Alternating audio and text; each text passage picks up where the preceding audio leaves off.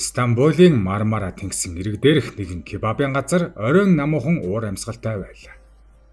Дотор нь хүмүүс жирийн л нэг оройн хоолоо идэж сууж байсан ч тэнд улаан дарс шимэн 50 суусан нэгэн ир тухайн мөчид олон улсын мөрдөгчдийн хамгийн их сонирхож байсан хүмүүсийн нэг байлаа. Тэр бол доктор Юсеф Сонмез. Турунхай хурц нүдтэй өөртөө хэд итгэлтэй харагдах энэ мис засалж өөрийн гараар 2400 гаруй бөөр шилжүүлэн суулгах мис засал хийсэн гэж ярьдаг. Түүний хувьд энэ бол бахархал олон хүний амийг аварсан гавья. Харин мөрдөгчдийн нүдээр бол яг энэ тоо өөр утгатай байлаа. Хитрхи олон мис засал, хитрхи олон уус дамнсан холбоо, хитрхи олон ядуу донор, бас хитрхи их мөнгө. Интерпол түүнийг баривчлах улаан анхааруулга тараасан бөгөөд зураг дээрээ тэр мис заслын ногоон малгайтай яг л эмнэлгийн өрөөнөөс шууд гарч ирсэн мэт харагдана. Туркийн хэвлэлүүд түүнийг доктор Франкенштейн гэж хожилж түүний хувийн эмнэлэг хүртэл хаагдсан байна. Гэвч Сонмез өөрийгөө тис өөр хүн гэж хардаг.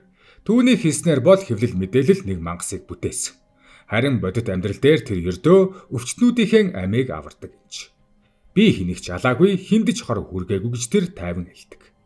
Гэхдээ эртний хар захын ертөнцид хин нэг шууд алах шаардлага байдаггүй.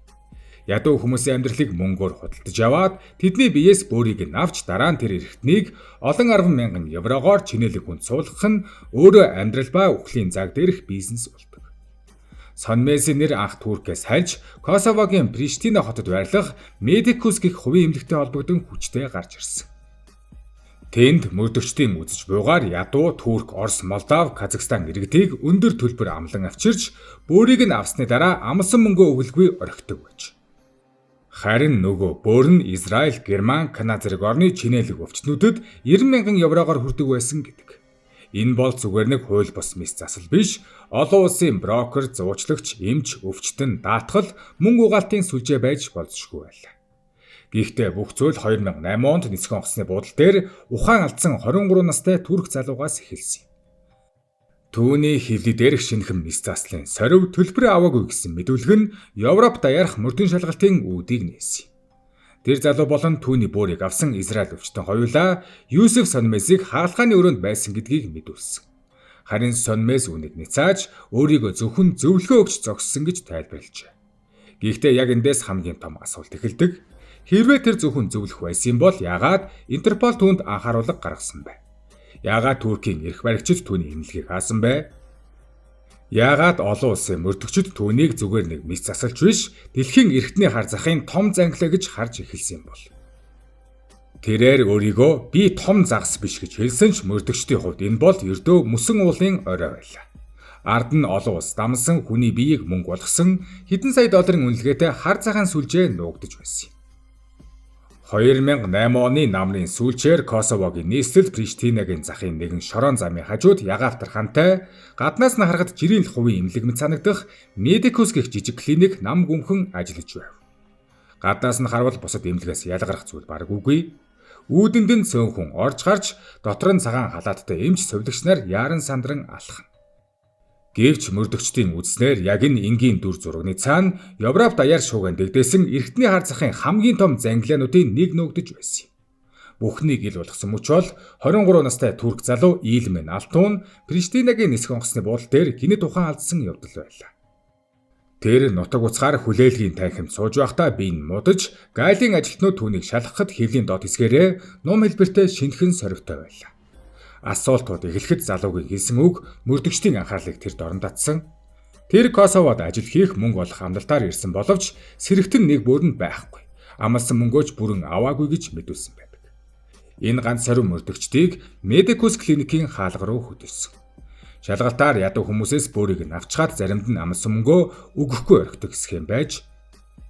Цаашлаад шалгахад Медикус клиникийн асуудал ганц нэг хууль бус мис заслаас хэтэрч эхэлсэн. Прокуроруудын үзснээр энэ газар нь зүгээр нэг эмнэлэг биш, донор олох, зуучлах, нислэг зохион байгуулах, төлбөр дамжуулах, мис засал хийх, өвчтнүүдийг нуух хүртэл шатараалсан бүтэцтэй ажилдаг байж болзошгүй байлаа.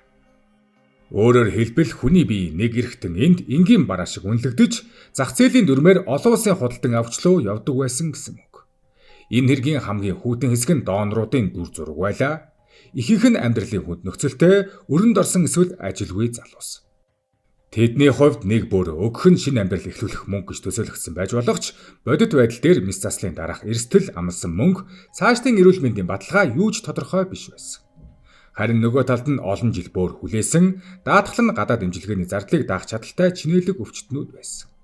Ингээд ядуур ба мөнгө өвчин ба найдвар хоёр нэг жижиг клиникийн хан дотор аимшигтай байдлаар огтлцож байжээ. Мөрдөгчдийн хувьд Medicus бол төгс зохион байгуулалттай туршилтын талбар шиг харагдсан. Лицензийн асуудалтай гаднаас нь харахад жижигхэн олонний анхаарал татахгүй энэ газар олон улсын эрхтний 8-ны замын нэг цэг болж хувирсан байж болзошгүй. Харин хамгийн том асуулт бол энэ бүгдийн ард үнэхээр зөвхөн хитгэн эмч байсан нь. Эсвэл үүнээс хавгүй том улс дамсан зуучлагчдын сүлжээ ажиллаж байсан нь. Приштинагийн тэр жижиг клиникийн хаалга онгоох тусам хэрэг Косовогийн хилээс давж Турк, Израиль, Европын бусад улс бүр 1999 оны дайны үеийн аимшиг зураглууд руу холбогдож эхэлсэн. Улмаар мөрдөгчд Йосеф Сонмесийн амьдрал үйл ажиллагааг дэлгэрэнгүй судалж эхлэв.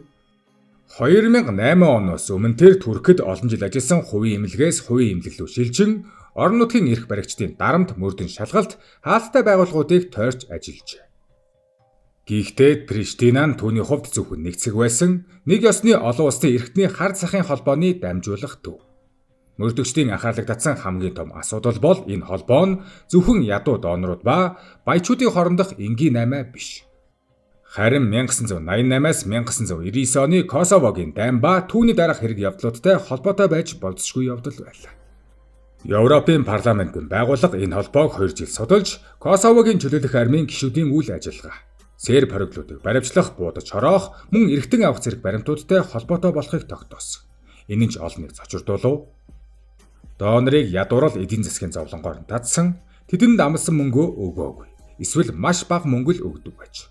Мөрдлөгийн гол баримт нь тухайд үйлчлүүлсэн хүмүүсийн мэдүүлэг, эмнэлгийн баримт бичиг, сорив, мис заслын тэмдэглэлүүд байсан. Онгоцны буудал дээр ухаалдсан Турк өвчтөн ба бөөрийг нь суулгуулсан Израиль залуу хоёрын мэдүүлэгт Сонмесийг мис заслын өрөөнд оролцсон гэдгийг баталж түүний байр суурийг хойшлуулж чадахгүй болгожээ. Гэвч Сонмес өөрийгөө зөвхөн зөвлөх гэж тайлбарлаж хариуцлага бусдад үүрүүлж байлаа. Зөвхөн Medicus клиникийн хэрэгт мөрдөгчд 100 гаруй бөөрийн мис засал хийгдсэн гэж үзэж байна. Эдгээр нь бүгд ядуу хүмүүсээс авсан бөөрнүүд байсан бөгөөд харин суулгуулсан өвчтнүүд нь Канада, Герман, Польш, Израиль зэрэг орнуудын иргэд байжээ. Энэ хэргийн хамгийн харанхуй аимшигтай хэсэг нь мөрдөгчдийн үзэж бугаар энэ сүлжээ зөвхөн 2008 оны Приштина хотын хэрэгээр хязгаарлагдахгүй явдал байлаа. Энэ бүхэн Сонмесийн нэрийг зөвхөн Туркийн эсвэл Косовогийн хувийн эмч гэсэн статусаас илүү олон улсын хэмжээний эрхтний 8-ны гол тоглогч болгоход хүргэсэн. Энэ нь зөвхөн хууль бус бөөр шилжүүлэлт биш, амьдрал ба үхэл, шударга ёс ба хүний эрхийн заг дээрх бүхэл бүтэн систем байсныг харуулж байсан. Туркийн талд Сонмесийг хэд хэдэн удаа баривчилсан боловч ихэнхдээ түр хугацаагаар суллагдсан. Өмгөөлөгч Мурадын үзэж бугаар Сонмес том загас биш, зөвхөн бусдын үйл ажиллагаанд зөвлөгөө өгдөг байсан гэж тайлбарласан байна. Харин Сонмес өөрөө би том загас биш. Би зөвхөн мис засалж, өөрийгөө зөвтгөж, хүнд туслахыг хүссэн гэж ярьдаг. Түүний хувьд мис засал бол урлаг, шинжлэх ухаан, амьдралыг аврах арга зам байсан. Гэхдээ мөрдөгчд Сонмесийг судлах тусам 10 гаруй орныг дамжсан сүлжээ болохыг тогтоосон. Гэхдээ олон улс дамжсан учраас сүлжээний эцдийг олоход амаргүй байгааж түүнчлэн Сонмесийн эмнэлгийн баримт бичиг донор өвчтнүүдийн гэрээ нотариатаар баталгаажуулсан зөвшөөрлүүд нь түүнийг хууль ёсны мис засал хийсэн мэт харагдуулдаг. Дээр дурдсанчлан доноруудын ихэнх нь амьдралын хүн төгсөөсөө болж өөрийгөө худалдаалсан, өвчтнүүд харин өндөр үн төлсөн. Харин дундаас нь зуучлагчид ашиг болсон. Олон жилийн турш Сонмесийн хувьд хууль эрх зүйн тулаан үргэлжилж байна. Хөгжилтэй зүйл бол Сонмес өөрийгөө олон нийтийн дунд эмч доноруудыг хамгаалагч гэж үздэг. Тэр амьд доноруудын эрүүл мэндийг хянаж, мис заслын үр дүнг бас хянан 48 цагийн дараа өвчтнүүдийн байдалд дүн шинжилгээ хийдэг гэх. Гэвч мөрдөгчдийн хувьд түүний мэрэгжлийн ур чадвар нь хууль бус үйл ажиллагааг нуун дарагдуулах хэрэгсэл ажээ. Одоогийн байдлаар Йосеф Сонмесийн хэргийг олон улсын түвшинд судлах ажил үргэлжилж байна. Түүнийг батлан даалт нь гаргасан байгаа бөгөөд хамтран ажиллах гэж оролдож байгаа. Турк болон Косово дахь мөрдлөгийн материалууд донорууд ба өвчтнүүдийн мэдүүлэг, мис заслын баримт бичгүүдийн хамтаар Европын холбоо болон Интерпол түүнд анхаарал хандуулсан хэвээр байгаа. Мөрдлөгийн дараагийн шатанд мөрдөгчд болон прокурорууд Сонмесийн холбоо, эдийн засгийн сүлжээ, зууршлагчид өндөр албан тушаалтнуудтай холбоотой баримтуудыг цуглуулж байгаа. Энэ зөвхөн нэг эмчийн хууль эрх зүйн асуудал бус олон улсын эрхтний 8-ны сүлжээний бүтцийг илчилж болзошгүй том мөрдлөг. Маш олон жилийг аваад байгаа. Өнгөрсөн 10 жилийн турш Сонмес олон удаа Турк, Косово дахь баривчилгаа, шалгалт, хаалттай эмнэлгийн байршлыг өөрчилж, хууль ёсны дүр төрхөө хадгалж ирсэн. Гэвч Дэлхийн эрүүл мэндийн газрын эрхтний 8-ны олон улсын төвийн шинжээчид түүнийг зөвхөн зөвлөх мис засалж ирэхээс илүүтэйгээр олон улсын хар захын гол хүн гэж дүгнэж байна.